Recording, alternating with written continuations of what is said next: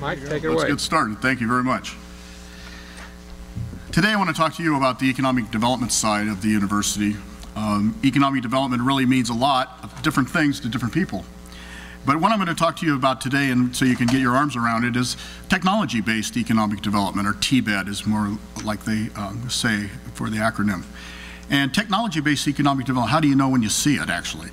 Well, a couple of things. One, it's really based on intellectual property.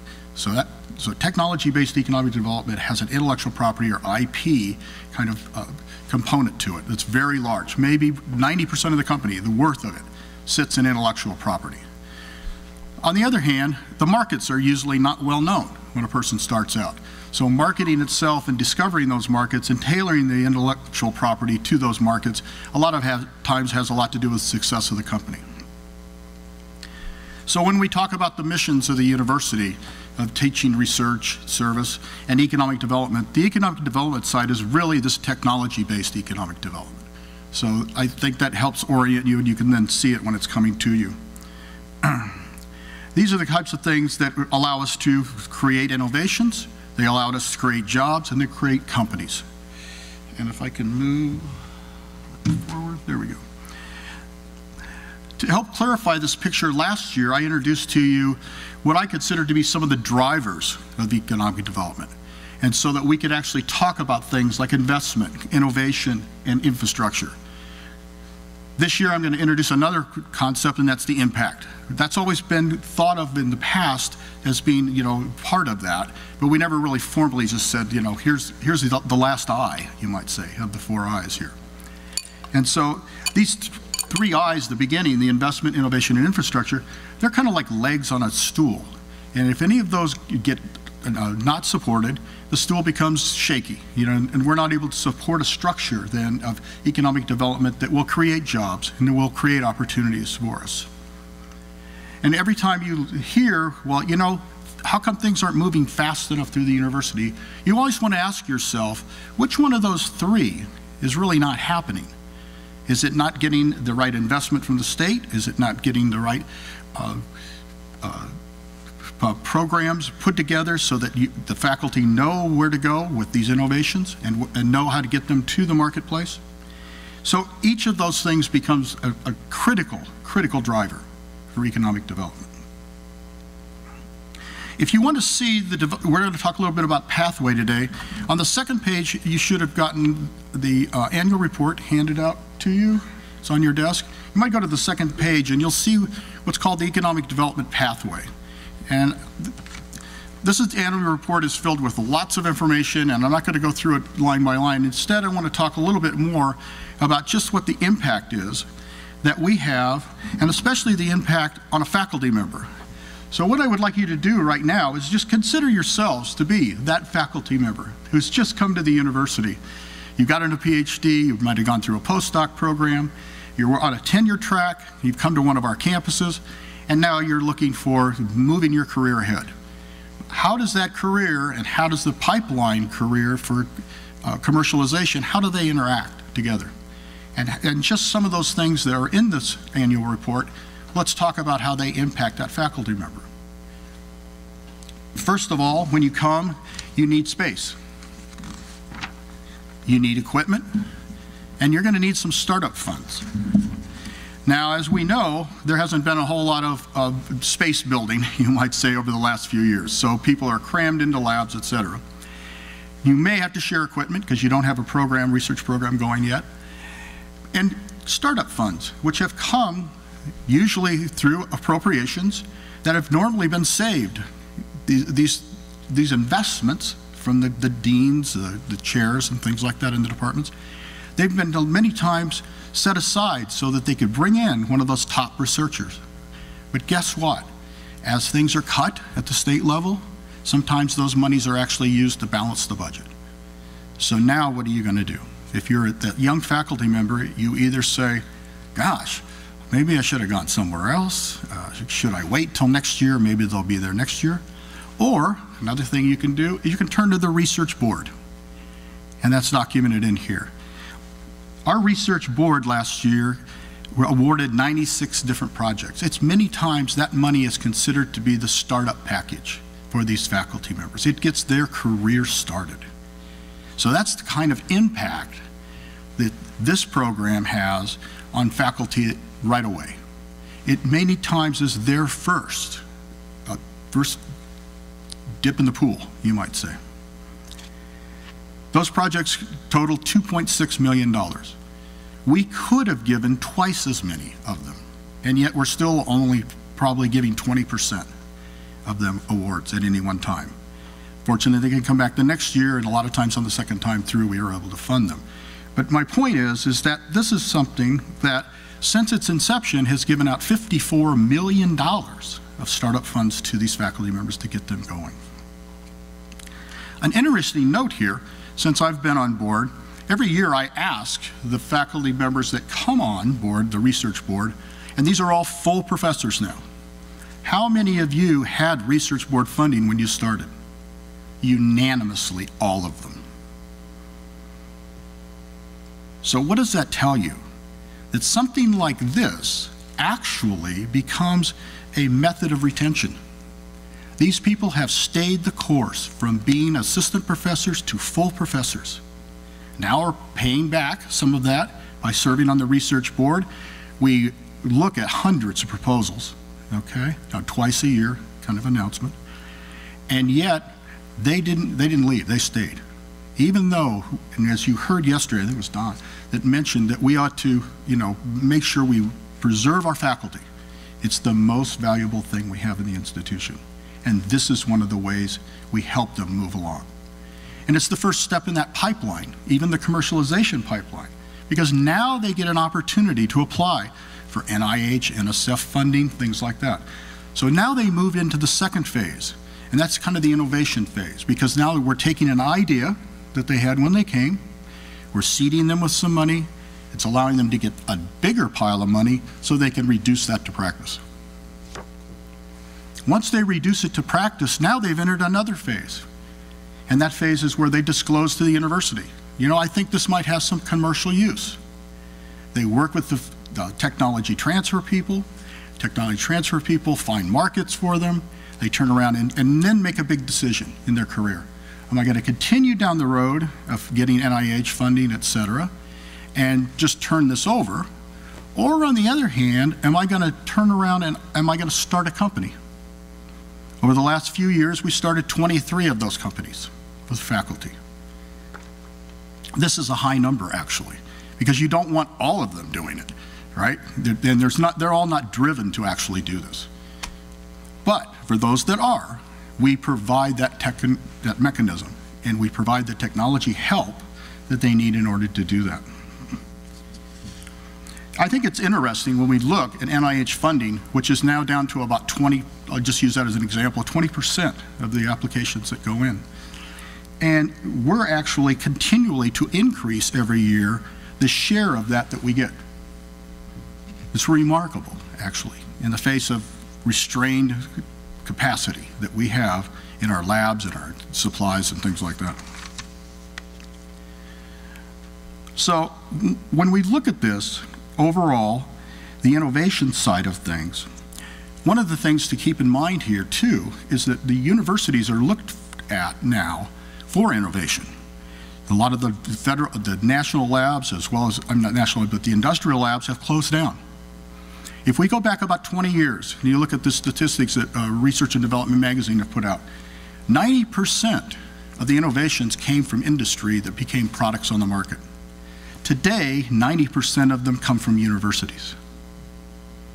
A complete flip.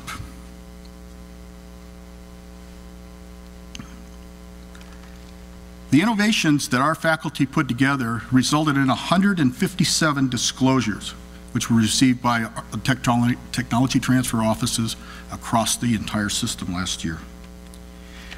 That's approximately one disclosure for every couple of $1 million. How does that rank? The best is Scripps Institute. They do about one disclosure for every $1 million in research funding. Now, they do not have a teaching and other types of missions in there. But I would submit to you that it's quality, not quantity here on these disclosures. And why do I say that? If I actually compare their ability to turn that into something, then let's look at what we've done and what they've done. We have, from our impact on this area, we actually turn over about twice as many of these into royalties. Our royalty rate is twice. We actually have twice as many licenses. So I should say the quality of those disclosures that we're doing is actually better in the long run. Our royalty rates are such that it puts us in the top 25% of all universities that are like us, Research One universities. Can you imagine if we could brag about the fact that we're in the top 25% of funding for these things, state funding? And in addition to that, we're careful stewards of how we patent and what we patent. Last year, our numbers came out to a little bit better than $10 return for every dollar we invested in a patent. I think any of us would take that. When I was in business for years, I would have taken it right off the bat as a return.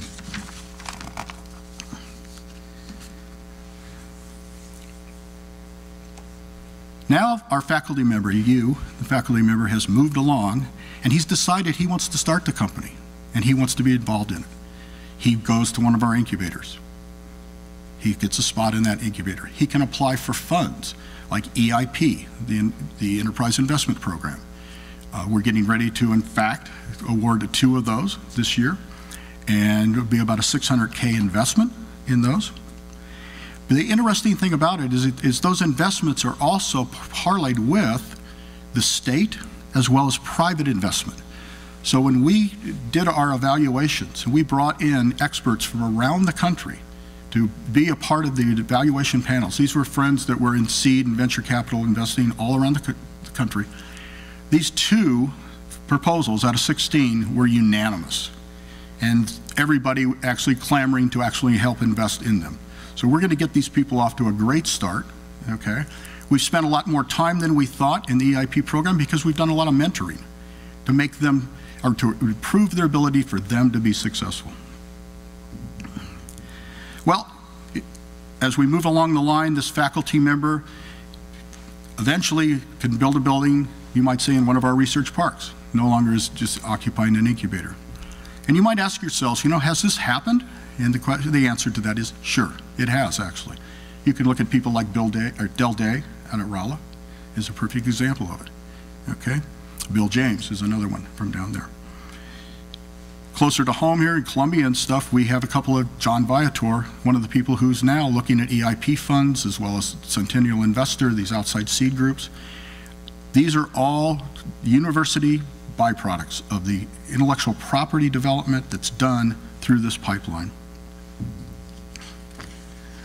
It is interesting to note also that these that make it that far were also Research Board Award winners. So it comes full circle around. These guys have moved through the system with that kind of help.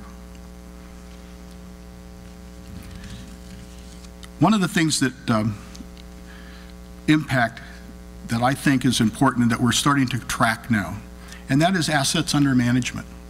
And let me just move forward a few slides.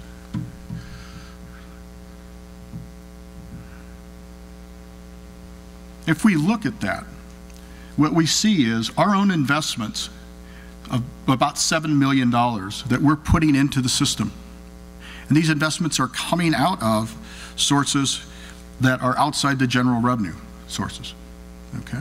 Royalties, et cetera, and things like that. In addition to that, we have royalties, et cetera, that are also of about $9 million this last year. In addition to that, we have our parks and leases, as well as the leasing of land, as well as the rents and stuff that we bring. For instance, like Fort Leonard Wood. That's about a $800,000 revenue source for us each year. Totaling about $47 million. That's an amazing amount of impact that we have over the state right now. But there's a big question here, and Steve brought it up earlier. You know, how long can we continue to do this without adding to our capacity Are there any signs that maybe the last 3 years have been somewhat harmful? One of the things that you may have heard, that we are qualified here recently for what's called EPSCoR. EPSCoR is an experimental program to stimulate competitive research. And NSF tracks this. It's the relationship between your funding through NSF to the total funding. And we now have become eligible for EPSCoR. Well, is that a good thing or a bad thing? You can ask yourself, because now it means that our infrastructure over the last 3 years, and this is measured over a 3-year period, has slipped, so that now we are seen as needing help. Now, one of the things about EPSCoR is they're willing to give you, let's say on one of the programs, $20 million, but you have to come up with a match. That match is only 20%. So how many of us would not put down $4, right, to get 20 out there? But that's usually provided by the state, because this is a statewide thing. Where are we going to find that in the state? There's a challenge there. But we'd be turning down a tremendous opportunity to be able to bring our infrastructure back up, be it equipment, be it buildings, whatever the case may be.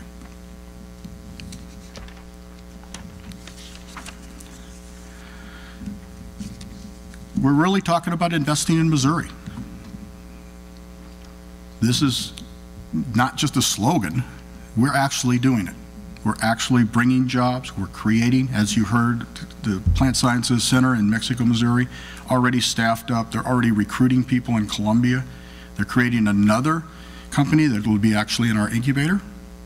So, I mean, these things, you know, leverage themselves tremendously, and that's why it's so important, this TBED, or this technology-based economic development, for today's economy. And so we invest in our faculty, and we invest in our students, and we invest in their dreams, really.